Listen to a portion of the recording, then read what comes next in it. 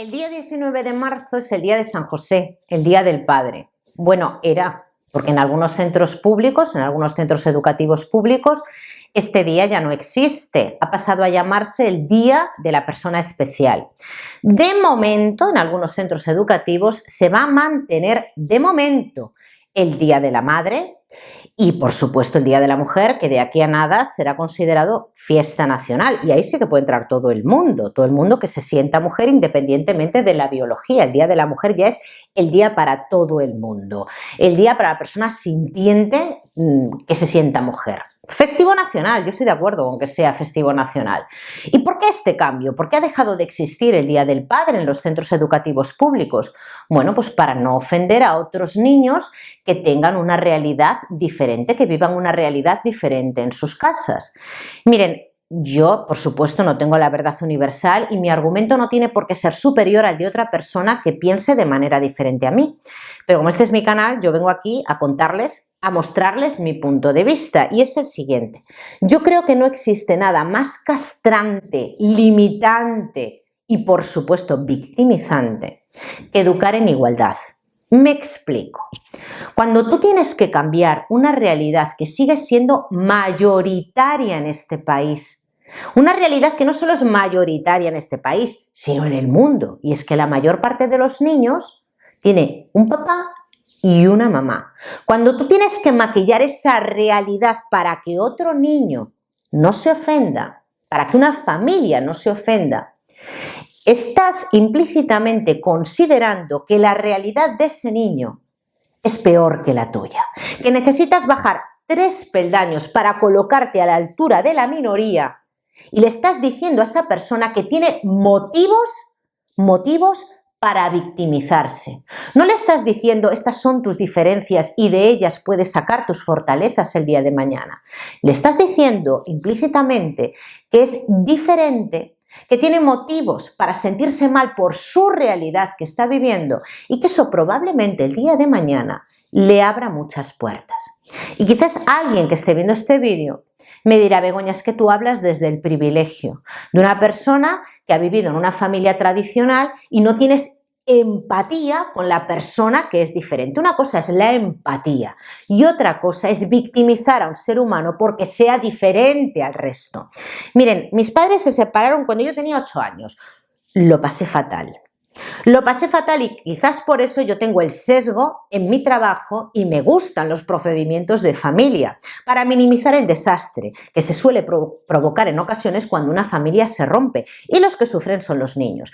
Cuando mis padres se separaron en el año 92 no era tan común como ahora que existieran familias monoparentales o familias de padres separados. Yo hablo de familia monoparental porque mi padre estuvo ausente de mi vida durante 7 años. Por tanto, yo puedo decir que viví en una familia desestructurada y monoparental durante gran parte de mi vida. Claro, yo era la diferente del colegio.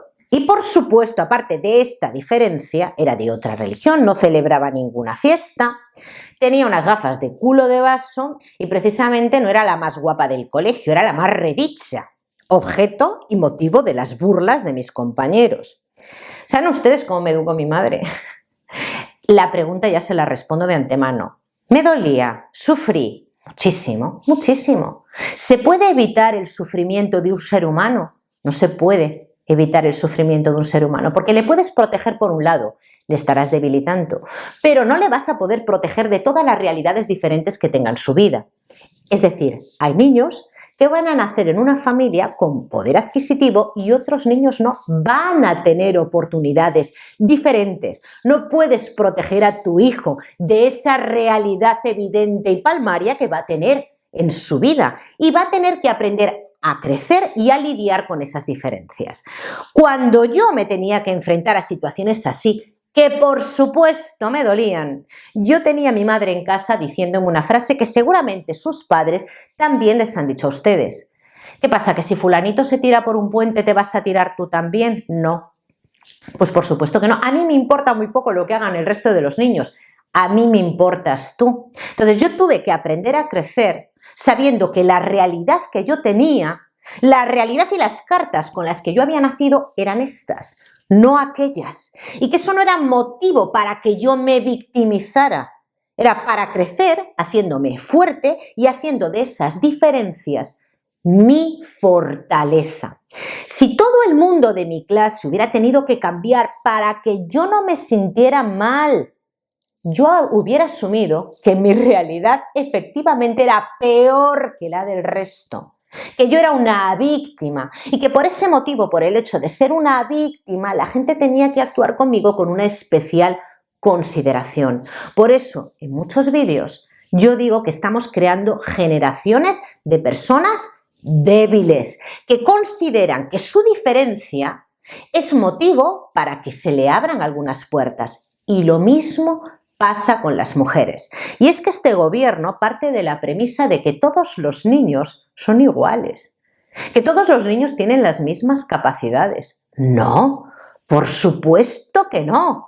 Hay niños que tienen unas capacidades especiales, pero no por debajo, sino por arriba, y no hay que castrarles. Miren, yo vengo de una familia muy numerosa.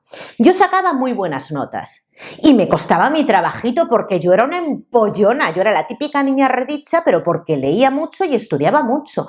Pero yo tengo una prima, de verdad, que es de las más pequeñas de mis primos. Es alucinante la facilidad que tiene para sacar todo, y está terminando ahora bachillerato, todo con sobresaliente. Estudia música, lo hace fenomenal, ya tiene casi la carrera terminada de música con la edad que tiene.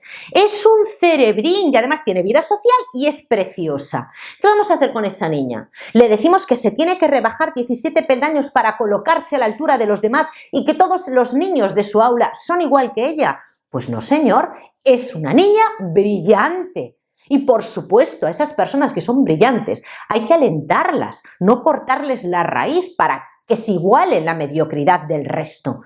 Hay que crear niños o personas que sean fuertes el día de mañana, que asuman sus propias diferencias, que sepan cuáles son sus capacidades.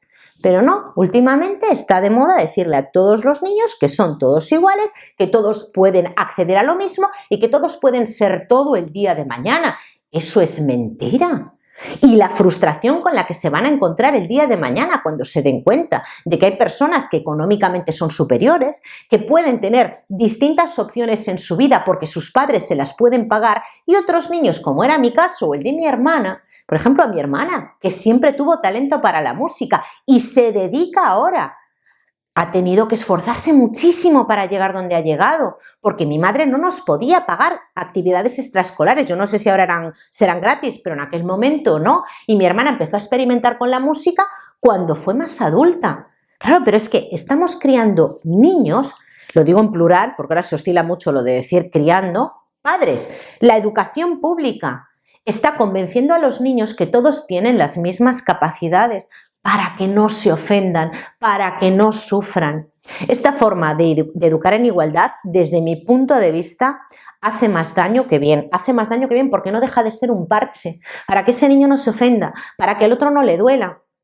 Le estás diciendo implícitamente que su realidad es peor que la tuya. No, señores, claro que hay niños que no tienen un papá y una mamá. Hay niños que tienen dos papás, hay niños que tienen dos mamás, hay niños que no tienen papás porque desgraciadamente han fallecido. ¿Y qué vamos a hacer? ¿Cambiar toda la realidad? ¿Hacerle vivir a ese niño en un show de Truman, de que todo lo que existe alrededor son pajaritos y flores? ¿Para qué? Para que el día de mañana se dé cuenta de que va a vivir con un trauma, de que su realidad es totalmente diferente a la del resto. Creo que una cosa es educar en diversidad y otra cosa es castrar a toda una generación para que piensen que todos tienen las mismas oportunidades. Y quiero terminar este vídeo hablando del negocio. Lo decía Samuel Vázquez, un policía que es bastante conocido en redes sociales por decir verdades como templos, el negocio del Ministerio de Igualdad. Nadie ha dicho nada desde el Ministerio de Igualdad de lo que ha pasado en Badalona, pero por supuesto, crimen machista. Ocurrió el domingo, crimen machista. Ya se sabe el motivo del crimen. No ha entrado, o sea, se acabarán de abrir ahora las diligencias de investigación en el juzgado de instrucción o en el juzgado de violencia de género, pero ya se sabe que es un crimen machista porque se está investigando a un hombre que este pasado domingo en Zaragoza presuntamente asesinó a su pareja en presencia de su hijo, acuchilló a su pareja en presencia de su hijo de 6 años. Es un crimen machista porque él es un hombre y ella es una mujer. Obviamente aquí no se va a tener en cuenta si existen problemas mentales, si existen problemas de drogas. No, estoy justificándolo. Para nada. Para nada. Lo mismo que si fuera la inversa. Nunca se van a terminar las muertes. Nunca. Pero ni de hombre a mujer, ni de mujer a hombre, ni de hombres entre hombres. Nunca vamos a eliminar la violencia. La violencia existe desde que el mundo es mundo, entre los animales y entre los seres humanos. No se puede erradicar la violencia, pero cuando tú utilizas ese discurso, cuando el hombre es el agresor y hablas de violencia machista y empiezas a hacer un cómputo, unas estadísticas desde el año 2003, ¿te viene fenomenal ese negocio? Porque nunca se va a terminar ese negocio. Y mientras tanto, esa persona que hace política y está alimentando la creencia en los votantes de que ellos van a erradicar esa violencia de género, cuando las estadísticas siguen siendo las mismas, desde el año 2003, en el 2004 entró en vigor la ley de violencia de género, siguen siendo las mismas, en lugar de que la gente entienda que no se va a poder erradicar, que no se va a poder limitar esa violencia a cero, eso es imposible. La gente lo que entiende es que dando más recursos a esta panda de gentuza que está en las instituciones, dándoles dinero a Ángela Rodríguez Pan, a Yone Belarra y a Irene Montero, se va a terminar esa violencia. Como decían algunas feministas en la manifestación del 8M, hay que erradicar la violencia de género. ¿Cómo? ¿Cómo? ¿Poniendo más puntos morados? Diciendo como Ángela Rodríguez Pan que la culpa de todo la tienen los hombres porque son unos agresores. Desde luego a mí me parece vivir una distopía. Me parece increíble que la gente no se plantee estas cosas. Vamos a ver, los motivos que se encuentran dentro de un conflicto tienen que ser analizados todos de manera pormenorizada para saber cuál es la raíz del problema y poder atajarla. Pero si siempre partimos de la misma premisa, vamos a seguir dando vueltas en círculo sin solución de continuidad. De la misma manera que ellos machacan con el tema, yo seguiré machacando con la idea contraria, no para la gente que ya está convencida de mi punto de vista, sino para aquel que de forma casual se pase por este vídeo y después de llamarme facha, a lo mejor le queda ahí la semillita y empieza a plantearse que puede haber otros motivos detrás de algunas violencias y quizás si analizamos ese motivo sea más fácil buscar una solución que nunca va a erradicar a cero la violencia, pero una solución que permita darnos cuenta de cuál es el problema real. Lo voy a dejar aquí. Muchísimas gracias por verme y como siempre les digo, un placer y si Dios quiere, nos vemos mañana.